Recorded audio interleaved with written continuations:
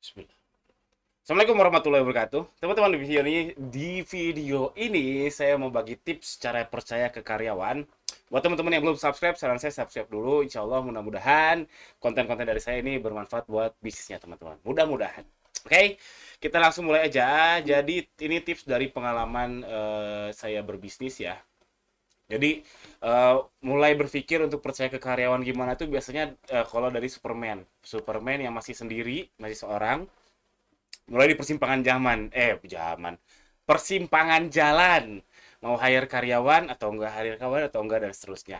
Sebenarnya itu memang sangat wajar sekali ya dihadapi oleh semua yang mulai bisnis. Di persimpangan jalan ini teman-teman ada dua pilihannya, yaitu tetap jadi Superman atau tetap stay small, satu dua karyawan aja, teman-teman tetap ngerjain hal-hal teknis dan sebagainya. Saya jamin kemungkinan besar profitnya akan besar, profitnya akan tidak tergerus karena nggak, ya wajar ya, karena kan nggak banyak timnya ya. Terus tapi teman-teman masuk ke micromanaging namanya. Artinya micromanaging itu salah satu istilah di dunia manajemen yang dimana si bos itu eh, terlalu cerewet ke karyawan, terlalu ngatur ini itu yang detail. Ya nggak apa-apa juga kalau teman-teman milih ke arah sana, ya nggak apa-apa juga sih sebetulnya. Ada satu lagi persimpangan jalannya, yaitu kalau teman-teman mau arah ke bangun tim yang lebih banyak, lalu tapi saya yakin profitnya setidaknya awal-awal pasti tergerus ya. Profitnya akan lebih rendah daripada yang Superman ini. Cuman teman-teman ada peluang untuk bisa scale up, jadi perusahaan teman-teman jadi lebih lebih besar karena nafasnya panjang ya, karena orangnya lebih banyak daripada yang tetap tetap ngejar Superman ini. Banyak contoh kasus sukses yang tetap Superman atau setidaknya satu sampai 2 karyawan. Contoh paling umum yaitu toko bangunan ya. Toko bangunan kan si kokonya masih masih jadi kasir dan sebagainya. Buktinya toko bangunan mobilnya Pajero Sport. Jadi tetap kalau mau kaya bisa dari jalur Superman, bisa juga nggak jalur Superman. Jadi itu sama-sama aja bisa. Contoh lain lagi kayak rumah makan Padang. Rumah makan Padang juga sama, pada umumnya ya, tapi ada juga yang enggak. Pada umumnya si udahnya tuh masih jadi kasir, tapi kaya raya juga. Nah, kalau teman-teman memilih jalur yang ke kanan ini, yang mencoba membangun tim, kepercayaan itu penting sekali. Nah, gimana cara membangun kepercayaan? Yang pertama mau saya sampaikan, kepercayaan itu dua arah teman-teman, nggak bisa satu arah. Kita nggak bisa saling tunggu, teman-teman nunggu tunggu karyawan teman-teman atau calon karyawan teman-teman memberikan kepercayaan ke Anda dulu, itu nggak bisa. Karena harus dimulai dari Anda, nggak mungkin enggak, karena Anda pemimpinnya. Pemimpin itu yang inisiatif. Jadi Anda harus berani dulu. Di awal tuh harus berani memberikan kepercayaan ke karyawan. Memberikan kepercayaan ke suatu pekerjaan. Nah, kalau kalau saran saya jangan mulai dari yang fatal ya. Contoh yang fatal itu misalkan langsung ngasih pin token BCA gitu, itu kan fatal ya. Dimulai dari yang kecil-kecil dulu, yang fatality-nya rendah. Contohnya misalkan eh, kepercayaan untuk akun Shopee misalkan, atau akun Facebook Ads, atau misalkan eh ya apalah, terserah itu. Yang jelas harus dari Anda untuk mulai percaya ke tim Anda, ke karyawan. Dan jangan menciderai kepercayaan. Ini kasus yang sering terjadi juga.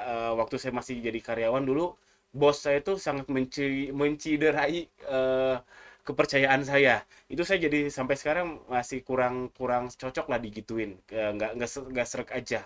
Contohnya double deadline, contoh kasus yang masih terngiang di otak saya sekarang tuh. Dulu si bos tuh bilang ke saya, Gani, ini gambar ini dulu saya kan salah satunya ngegambar ya, dunia engineering.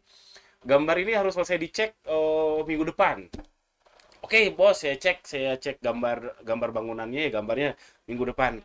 Ternyata si vendor vendor dapat info dari si bos saya, bos yang sama.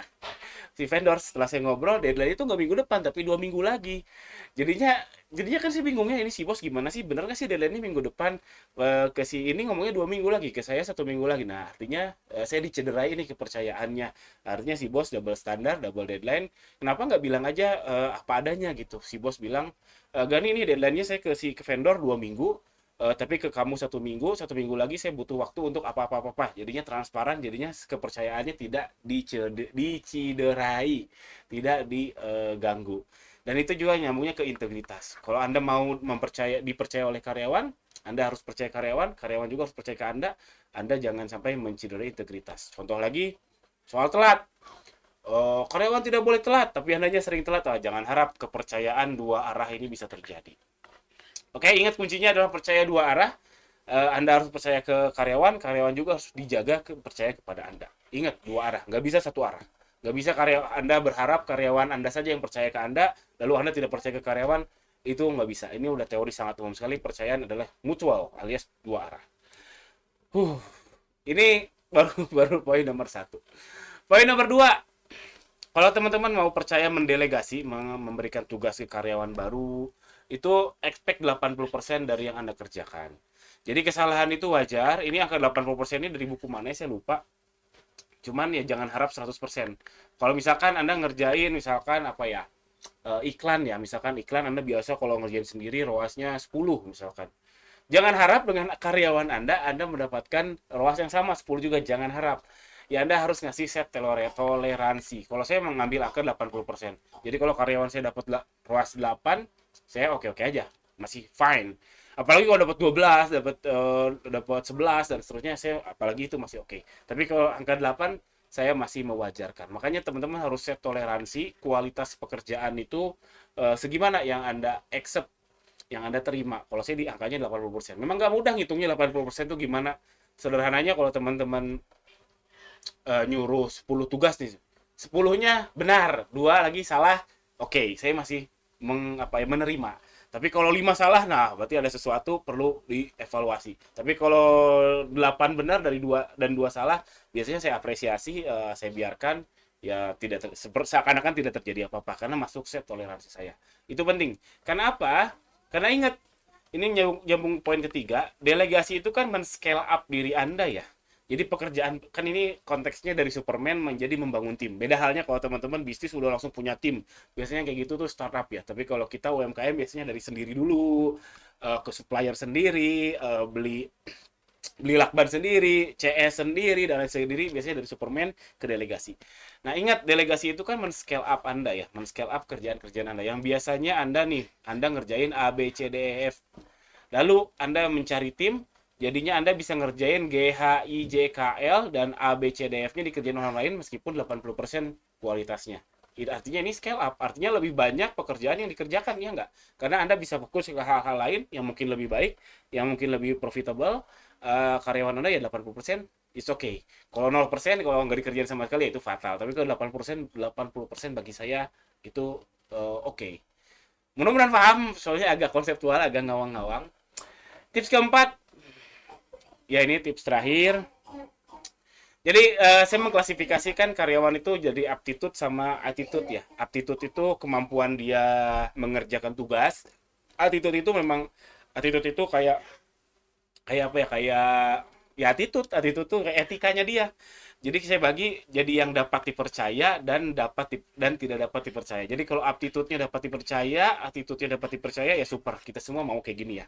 Jadi kita ngasih tugas, dia mengerjakannya dengan jujur dan hasilnya juga bagus. Itu aptitude-nya, skill-nya bagus, dapat dipercaya. Karena kita expectation 100%, dia ngasih 100% alias dapat dipercaya. Attitude-nya juga bagus. Dia nggak curang, misalkan dia tidak mengambil jalan belakang, itu dapat dipercaya. Itu super. Itu good. Lalu ada yang aptitude-nya dapat dipercaya nih, dia ngerjain, dia pinter gitu misalkan, tapi attitude-nya tidak dapat dipercaya. Misalkan oke, dia pinter bisa ngerjain yang iklan Shopee ROAS tadi, cuman ternyata dia nyoceng, nilep uang iklan Shopee misalkan, itu out aja, saran saya langsung out. Karena ngebangun tim itu jangan jangan membuka ruang toksik. Ini kalau tidak dapat dipercaya artinya dia berbohong, artinya dia mencuri. Kalau sudah ada tanda-tanda seperti itu, meskipun aptitude-nya bagus, out aja. Tapi di sisi lain ada yang aptitude-nya nggak bagus, dia disuruh disuruh ngiklan, ROAS-nya dapatnya 7, dapatnya 5, kan aptitude-nya nggak bagus ya, skill-nya bagus nggak bagus, tapi attitude-nya bisa dipercaya, dia nggak pernah bohong, dia jujur apa adanya, dia nggak asal bapak senang, itu kemungkinan salah Anda. Artinya Anda menempatkan orang di bukan tempatnya. Jangan-jangan si orang yang tadi yang cuma dapat ROAS-nya 5, jangan-jangan nggak bisa ngerjain Facebook Ads misalkan, nggak bisa ngerjain Shopee Ads, coba kerjain Lazada Ads, ternyata bagus dan sebagainya. Cari tempat yang benar buat orang tersebut. Lalu terakhir, ini juga out, yang tidak dapat dipercaya, aptitude-nya, skill-nya jelek, dan attitude-nya yang tidak dapat dipercaya juga jelek, itu mah out aja. Karena skill-nya nggak bagus, sering bohong juga, itu out. Jadi saran saya pelihara yang super ini, dan jarang terjadi sih kalau di UMKM kayak kita. Kecuali kalau kita punya budget 15 juta sebulan untuk ngayal orang, yang nomor satu ini bisa dapat. Tapi yang paling umum yang saya dapat itu ya aptitude-nya tidak dapat dipercaya, alias ya skillnya kurang bagus tapi attitude-nya bagus. Jadi itu salah anda atau salah saya menempatkan orang di tempat yang salah. Sehingga membangun kepercayaan tadi, baik lagi, kepercayaan adalah dua arah. Cari tempat yang benar buat si orang tersebut. Wow, ini agak ngawang-ngawang ya. Mudah-mudahan ada manfaatnya buat teman-teman. Silakan kalau bingung ditonton ulang. Ini teoritis, agak teoritis, agak ya 90% teori lah. Tapi ini yang saya pahami. Mudah-mudahan ada manfaatnya.